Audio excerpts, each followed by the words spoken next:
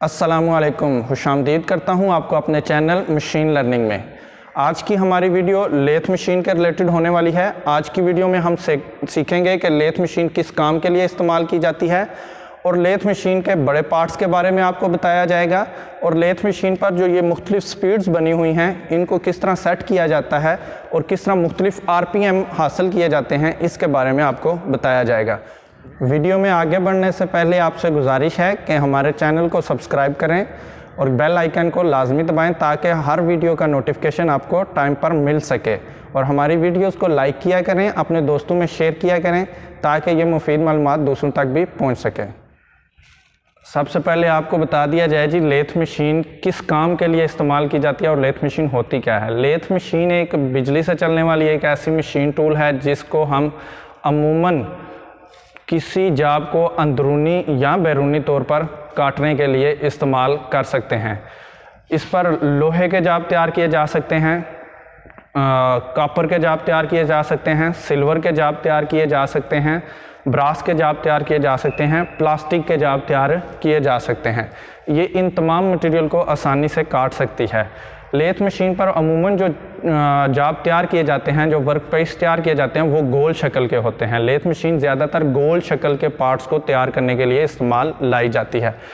गोल शक्ल को क्लम्प करने के लिए लेथ मशीन आसानी से अपने ये 3 जाज चक को इस्तेमाल करते हुए हम लेथ मशीन पर आसानी से गोल वर्क पीस क्लम्प कर सकते हैं। और इसके अलावा अगर हमें 6 पहलू वाला जाब क्लम्प करना है तो इसी चक में क्लम्प हो जाएगा, लेकिन अगर हमने 4 पहलू वाला चौरस जाब क्लम्प करना है तो उसके लिए हमें ये चक तब्दील करना पड़ेगा और 4 जाज चक लगाना पड़ेगा। तो ये बेसिक सी लेथ मशीन की तारुफ है आपके साथ। नेक्स्ट चलते हैं लेथ मशीन के बड़े पार्ट्स की तरफ। तो लेथ मशीन का सबसे बड़ा जो मेन पहला पार्ट है वो ये वाला हिस्सा है, लेथ मशीन का हेड स्टॉक कहलाता है। ये जो आपको फ्रंट पे नीली प्लेट नज़र आ रही है, इसके नीचे ये जो बॉक्स नज़र आ रहा है ये लेथ मशीन का हेड स्टॉक है। और हेड स्टॉक में अमूमन लेथ मशीन का गियर बॉक्स होता है जिसकी मदद से हम इन लीवर की पोजीशन चेंज करते हुए लेथ मशीन पर मुख्तलिफ RPM स्पीड सेट कर सकते हैं। किस तरह सेट करेंगे बाद में बताएंगे। तो लेथ मशीन का सबसे पहला हिस्सा जो है हेड स्टॉक है। हेड स्टॉक स्पिंडल को मूव करने के लिए इस्तेमाल किया जाता है। ये चक जो है लेथ मशीन के हेड स्टॉक के स्पिंडल पर लगा हुआ है।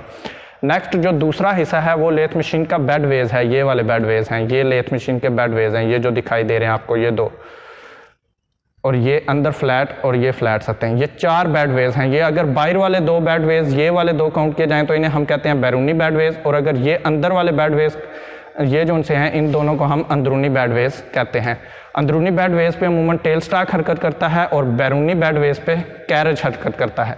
लेथ मशीन का ये जो हिस्सा है ये मुकम्मल हिस्सा, जिसे अगर मैं ये हैंडल को घुमाऊँ तो ये जो बॉडी मूव कर रही है ये लेथ मशीन का मुकम्मल हिस्सा कैरेज कहलाता है।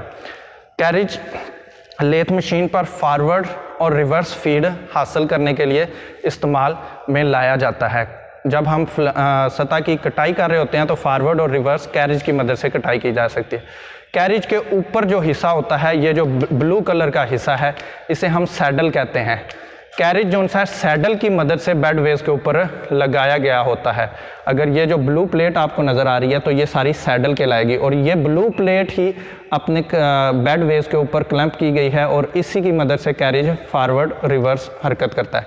कैरेज का जो सामने वाला पार्ट है, ये सामने वाला, इसको हम एप्रन कहते हैं। एप्रन पे कैरेज के मुख्तलिफ लीवर्स लगे होते हैं। ये जो लीवर हैं ये ऑटो फीड के लिए इस्तेमाल किया जाता है। अगर कैरेज को फॉरवर्ड रिवर्स ऑटो फीड देनी है तो इस लीवर को इस्तेमाल करेंगे। इसी लीवर की मदद से हम क्रॉस स्लाइड को भी ऑटो फीड दे सकते हैं। और ये जो लीवर है इसको हम हाफ नट लीवर कहते हैं, इसको हम हाफ नट लीवर कह सकते हैं। इसी तरह आगे चलें इससे ऊपर तो कैरेज का ये वाला जो हिस्सा है, ये हिस्सा, ये जो स्लाइड आपको मूव करती हुई नज़र आ रही होगी, इस हिस्से को हम क्रॉस स्लाइड कहते हैं। क्रॉस स्लाइड अमूमन क्रॉस फीड के लिए लेथ मशीन पर इस्तेमाल की जाती है। फॉरवर्ड रिवर्स फीड हम कैरेज की मदद से देते हैं, लेकिन क्रॉस फीड जो उनसी है वो क्रॉस स्लाइड की मदद से दी जाती है। तो ये जो हिस्सा है इसे हम क्रॉस स्लाइड कहते हैं और क्रॉस स्लाइड के ऊपर ये जो हिस्सा है इसे हम कंपाउंड स्लाइड कहते हैं। कंपाउंड स्लाइड, ये जो आपको स्लाइड मूव करती हुई नज़र आ रही है इसको हम कंपाउंड स्लाइड कहते हैं। कंपाउंड स्लाइड की मदद से अमूमन टेपर्स काटी जाती हैं। कितनी डिग्री पे टेपर काटनी है। ये जो आपको सामने एक डिग्री का चार्ट नज़र आ रहा है, 0 से लेकर 40 डिग्री नज़र आ रहे हैं, तो इसकी मदद से हम डिग्री पर इसे सेट कर सकते हैं और मुख्तलिफ डिग्रीज पर टेपर काट सकते हैं। कंपाउंड स्लाइड के ऊपर वाला ये जो हिस्सा है इसे हम टूल पोस्ट कहते हैं। टूल पोस्ट में हम अमूमन अपने कटिंग टूल को होल्ड करते हैं, पकड़ते हैं, क्लम्प करते हैं और इसकी मदद से हम कटाई कर सकते हैं। अगर इसकी इस साइड पे आ जाया जाए लेथ मशीन के, तो ये जो हिस्सा है, बड़ा हिस्सा, इसे हम टेल स्टॉक कहते हैं। टेल स्टॉक की मदद से अमूमन लंबे जाब को सहारा दिया जाता है, ड्रिलिंग का ऑपरेशन किया जाता है, रिमिंग का ऑपरेशन किया जा सकता है, टेपिंग का ऑपरेशन किया जा सकता है। टैपिंग ऑपरेशन अमूमन हम लेथ मशीन पर जब अंदरूनी चूड़ी काट रहे होते हैं, वो लेथ मशीन पर भी चूड़ी काट रही, अगर लेकिन मुंह से जब काटी जाएगी तो टैपिंग का ऑपरेशन इस टेल स्टॉक की मदद से किया जाएगा। इसके अलावा अगर लंबा जाब को सहारा देना है तो टेल स्टॉक का ये जो हिस्सा है इसे हम स्पिंडल कहते हैं। तो स्पिंडल के अंदर रिवॉल्विंग सेंटर लगा के हम उसको सहारा दे सकते हैं। ये जो टेल स्टॉक का ये हिस्सा है, इसको टेल स्टॉक का व्हील कहा जाता है, जिसकी मदद से हम इसके स्पिंडल को मूव कर सकते हैं। तो ये मशीन का जो हिस्सा कहलाता है ये टेल स्टॉक है। उसके नीचे ये जो 2 राड हैं, इस राड को हम लीड स्क्रू कहते हैं। अमूमन चूड़ी काटने के दौरान इसी राड से फीड ली जाती है। और ये जो नीचे वाला राड है इसे हम फीड राड कहते हैं। जब हम मशीन को ऑटो फीड पे चला रहे होते हैं तो इस राड की मदद से हम फीड लेते हैं।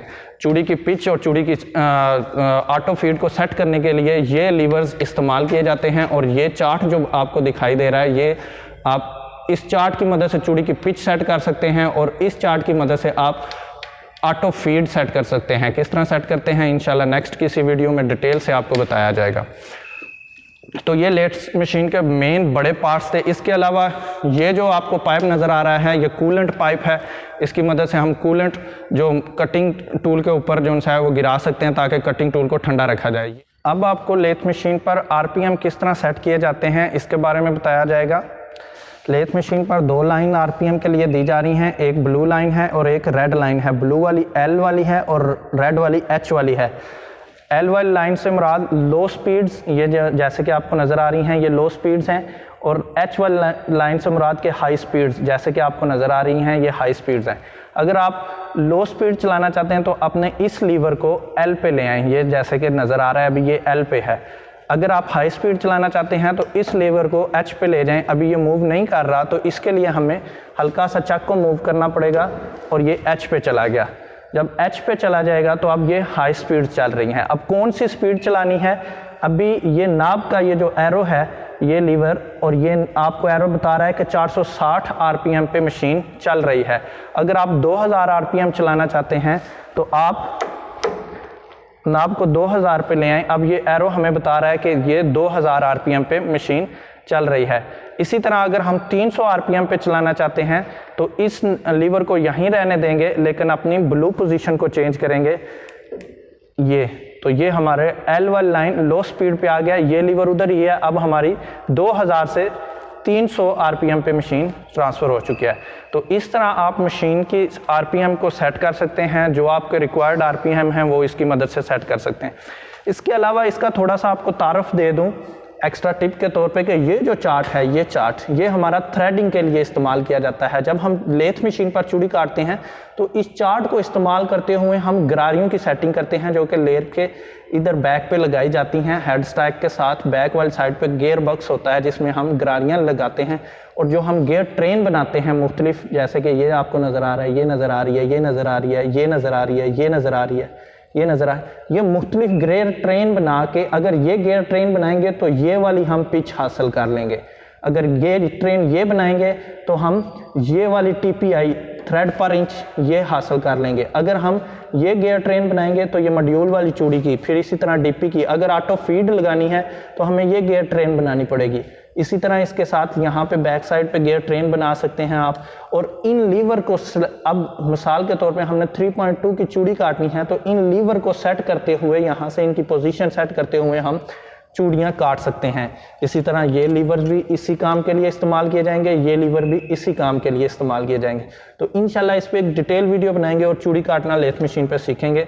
फिलहाल आपको एक तारफ़ के लिए बता दिया कि ये क्या चीज़ होती है। तो हमारी वीडियो आज की ख़त्म होती है इसी चीज़ पर। लेथ मशीन के मतलब आपको तकरीबन समझ लग चुका होगा। अगर आपको हमारी वीडियो अच्छी लगी है तो हमारे चैनल को सब्सक्राइब करें, वीडियो को लाइक करें, दूसरों तक शेयर करें। इंशाल्लाह मिलेंगे किसी और वीडियो में। अल्लाह हाफिज़।